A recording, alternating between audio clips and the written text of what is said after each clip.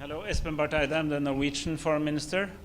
We have been involved in the quest for a final peace settlement in the Middle East for more than 30 years. We are now 31 years into the Oslo process that started in 1993.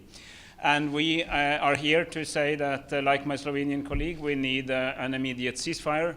We need a rapid upscaling of humanitarian efforts. We have an appalling, tragic humanitarian situation in Gaza, and we are also, of course, also increasingly worried about developments in the West Bank and beyond, the risk for a regional escalation. So these issues are paramount and immediate, but they are not solutions. The solution requires a political process. And it requires a political process that leads us to Palestinian statehood, not any Palestinian statehood, but a Palestinian state that covers the territory of the West Bank and Gaza, that is run by the Palestinian authorities, by the Palestinian institutions that have been built under the Oslo process, and a solution in which there can be guarantees for security and prosperity of the Israelis and the Palestinians alike. So we need a solution that both sides can believe in.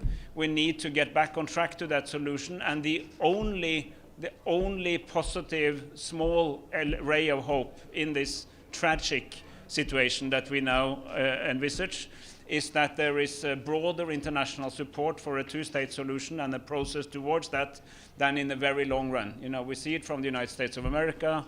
We see it from the very interesting Arab ministers' plan that is being developed right now, and I spoke to many of them here. We see it in the European Union. Norway has always been a supporter of this, and we think that we really need both to deal with the immediate, but also the more long-term, to find a settlement in which we will come out of this eternal spiral of violence. Can I ask a question? Yeah. Yes. What is the position of Norway on the trial going on in The Hague that accuses Israel of genocide? Does Norway think that this helps or doesn't help what's going on at the moment? So there is a big discussion globally, internationally, about what is actually happening in Gaza. And I said when I heard about this that I was glad that Israel decided to turn up and defend themselves, and we now actually have a conversation at the highest body of international law, at the International Court, ICJ, in Hague. And of course their decision matters. These are questions that are best dealt with by a court.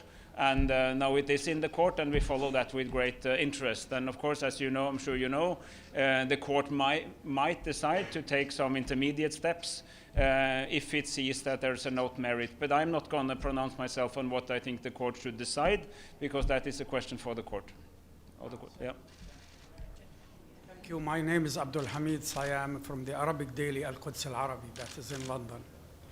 Sir, yes, you just said 30 years since Oslo, and the vision of the two-state solution was embedded in that agreement.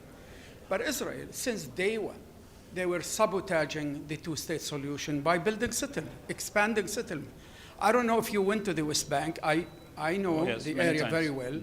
And there is no room for the second state, independent Palestinian state in the West Bank and Gaza, unless you dismantle all these settlements. Would that be possible? Is this two-state solution a real viable, possible solution now? You're absolutely right. I have been many times to Israel, to the West Bank, also to Gaza. I've seen this. Of course, we think the occupation is illegal, and we think the settlements on occupied land should not have happened. They have happened. It has to be part of a comprehensive settlement, because a proper Palestinian state also need an area on which to be a state. The details of this have to be negotiated, just like the other outstanding issues, status of Jerusalem, the exact border, security arrangements, and the status of refugees. But my point is that we need to get back on track to a serious discussion. And I think that in order to achieve the short-term needs, we also need to recreate a vision of a political horizon in the long run. And I know it's very difficult, but I think the alternatives are even more difficult compared to a two-state solution. One last question? No? Okay, thank you.